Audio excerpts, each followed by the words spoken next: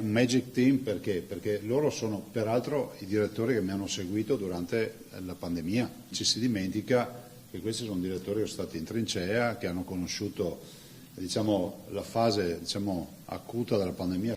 Tutti confermati fino a marzo 2026 i manager che hanno diretto negli ultimi 3 anni le aziende sanitarie del Veneto. Uniche novità, alcuni spostamenti nel territorio così da migliorare, secondo il presidente Luca Zaia, la performance complessiva del sistema regionale.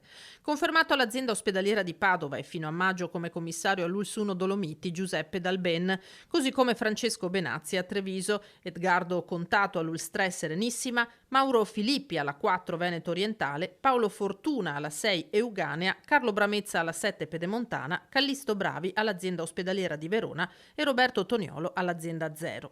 Già alla direzione dell'ULSS 5 Polesana, Patrizia Simeonato è stata nominata direttore generale a Vicenza, mentre Maria Giuseppina Bonavina lascia l'ULSS Berica per prendere le redini dello IOV.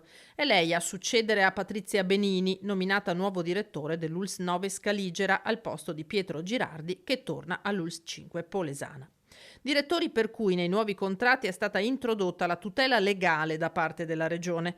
Parametri della sanità positivi, malgrado il personale sia rimasto invariato. Ovviamente come prima sfida sulla quale stiamo ancora molto lavorando e spero si arrivi al giro di boa entro inizio estate è quella delle liste d'attesa. Si consideri che è un problema, direi, nazionale quantomeno, un problema dato dalla mancanza di medici, ma insomma cerchiamo di venirne fuori. C'è tutto l'aspetto della rivisitazione dell'assistenza territoriale, tutto l'aspetto relativo ovviamente alle strutture ospedaliere, al nuovo ospedale di Montecchio anche maggiore e soprattutto bisogna porre molta l'attenzione e proseguire e non abbassare mai la guardia per quanto riguarda l'aspetto degli investimenti in tecnologia. Tante le sfide, ribadiscono i direttori.